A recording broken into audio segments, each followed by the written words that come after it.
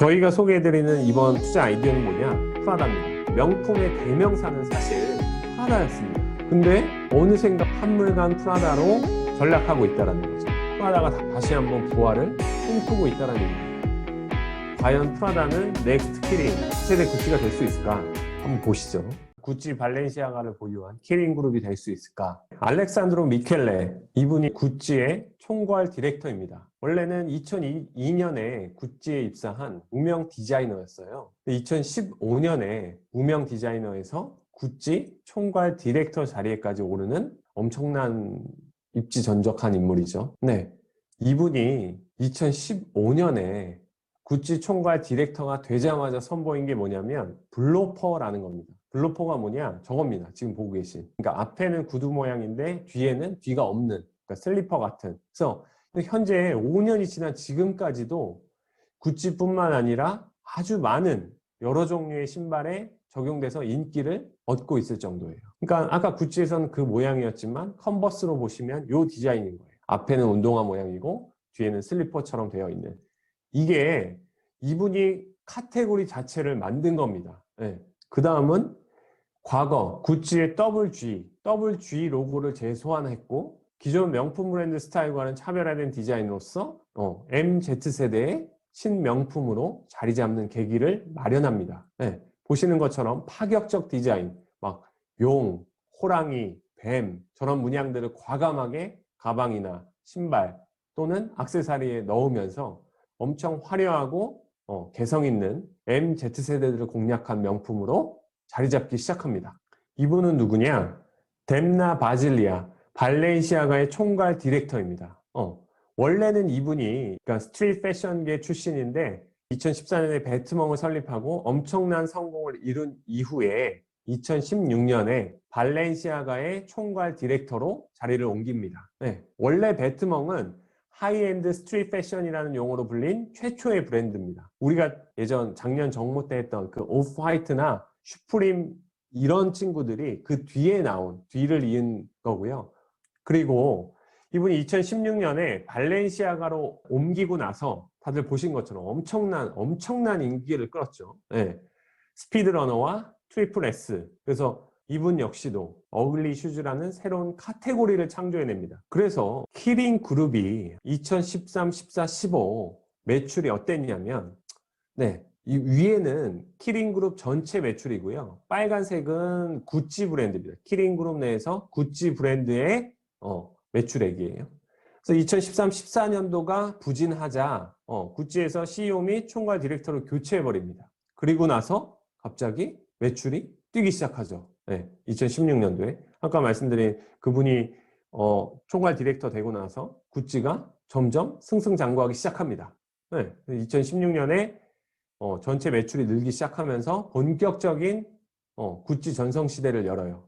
2017년 네, 매출 폭발적으로 늘어나죠. 5조 8천억이던 구찌의 실적이 8조 2천억. 그 다음에 2018년도에는 11조, 2019년도에는 13조에 가까운 매출로.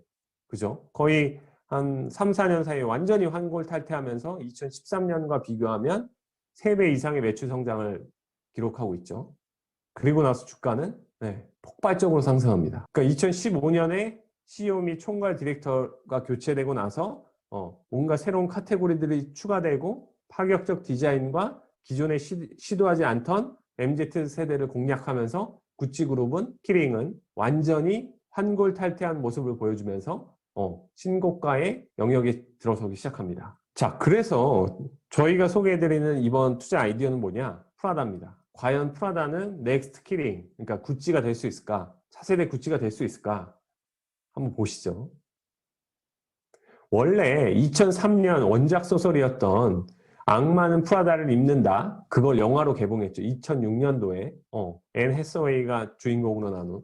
벌써 그게 한 15년 가까이 된 겁니다. 그래서 여기서도 얘기하는 것처럼 명품의 대명사는 사실 프라다였습니다. 근데 어느샌가 우리 기억 속에서 조금씩 존재감이 낮아지기 시작하더니 한물간 프라다로 전락하고 있다는 거죠. 2011년 6월에 홍콩 시장에 상장되면서 그 프라다는 미우미우와 프라다가 메인이기 때문에 프라다 단일 브랜드라고 생각하셔도 될 정도로 전체 그룹 매출에서 프라다가 차지하는 비중이 높습니다.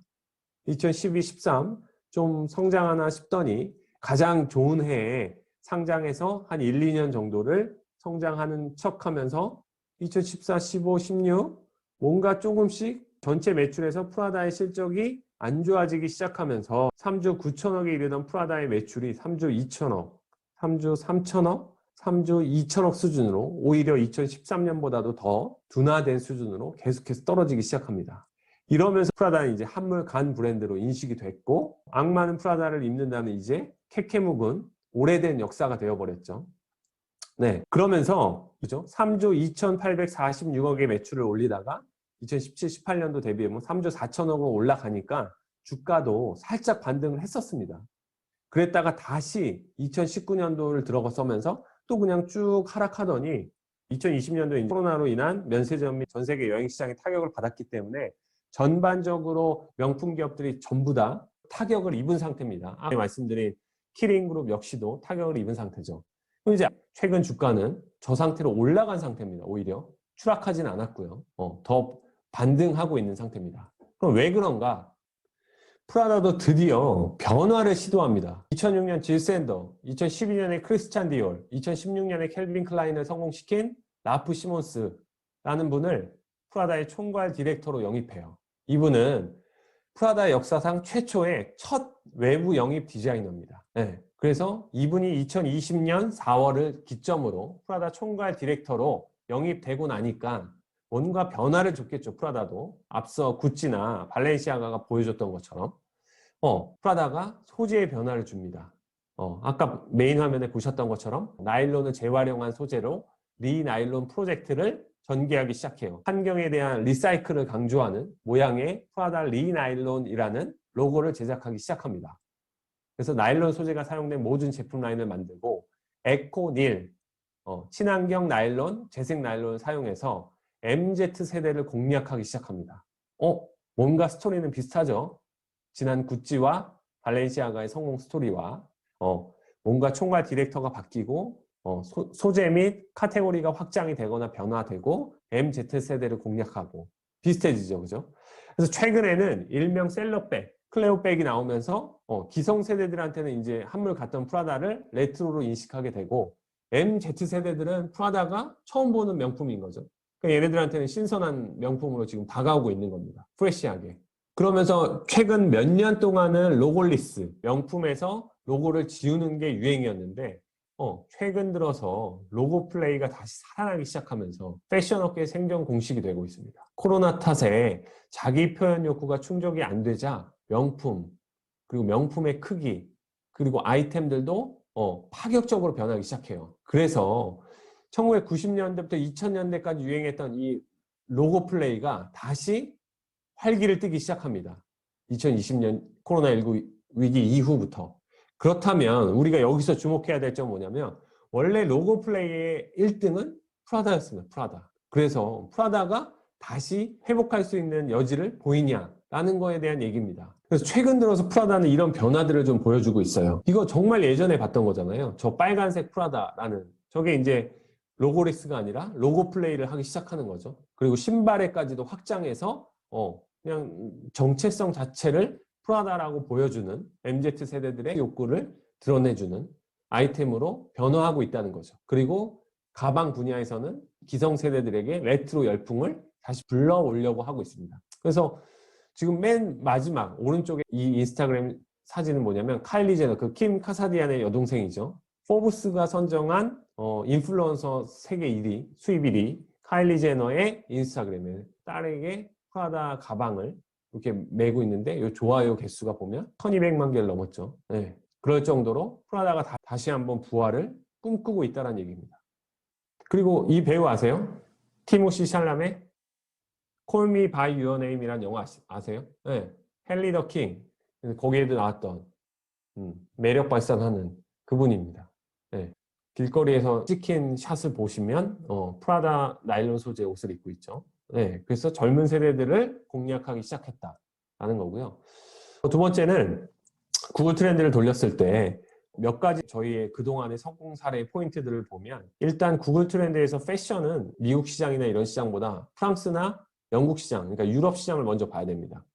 아시아에서는 일본 시장을 먼저 봐야 되고. 그래서 프랑스, 영국, 일본, 미국 순서로 확장이 됩니다. 인기가. 후행적으로 따라와요. 근데 역시 명품은 프랑스에서 먼저 인기를 다시 끌어야지만 그게 전 세계적으로 확산이 됩니다. 근데 보시는 것처럼 과거 낮은 수준, 25에서 50 수준을 벗어나지 않던 프라다에 대한 검색량이 엄청나게 상승하고 있다는 게 보이시죠? 2020년대 들어서 뭔가 변화된 모습을 보이고 있다는 얘기입니다. 네, 프랑스도, 영국도, 미국에서도. 그래서 전 세계 검색량 5년 추이로 봤을 때 10에서 75 수준을 벗어난 적이 없었는데 100까지 올라간 건 2020년 이후 뭔가 여기에서도 드디어 변화가 발생하고 있다는 겁니다. 실제로 이제 가장 큰 시장인 중국 시장, 중국인들 사이에서 과연 프라다가 먹힐 것이냐에 대한 궁금증, 그게 성공 여부의 키가 되겠죠. 그렇지만 일단 유럽 및 미국 시장에서까지도 인정받기 시작했다라는 포인트는 우리가 프라다를 다시 봐야 될 이유가 마련됐다라고 생각할 수 있겠습니다. 네, 가방도 이런 리사이클하는 이런 제품으로 계속해서 만들고 있다는 거죠. 그래서 키링그룹은 시총이 95조고요. 지금 프라다는 홍콩 시장에 상장되어 있는데 17조 원 정도 됩니다. 그래서 당연히 키링이 뭐 브랜드도 엄청나게 많죠. 뭐 단순히 구찌만 있는 게 아니고 거기는 생로랑 발렌시아가도 있고 최근에 히트친 모든 브랜드들을 다 갖고 있었으니까요. 그래서 구찌 그룹의 엄청난 파격, 그리고 어차피 코로나19 이후에 K자형 글로벌 회복이 양극화 심화된 상태로 이어질 것인데 그 아이디어 포인트에서 보자면 일단 명품 시장의 보복 소비, 앞으로 코로나19가 회복되었을 때 보복 소비는 엄청나게 일어날 것 같다라는 측면에서는 충분히 명품 기업에 대한 관점은 유지해야 된다. 근데 구찌는 키링그룹은 지난 한 5년 동안 계속해서 잘하고 있었다. 반면에 프라다는 재부활을 꿈꾸고 있다. 그리고 글로벌 트렌드 및 최근 인스타그램이나 많은 SNS들을 보면 그런 변화들이 조금씩 감지되고 있다. 그래서 홍콩 시장에 상장되어 있는 프라다도 17조 원 수준이라면 업사이드는 충분히 있다라고 보인다. 라는 정도가 투자 포인트입니다.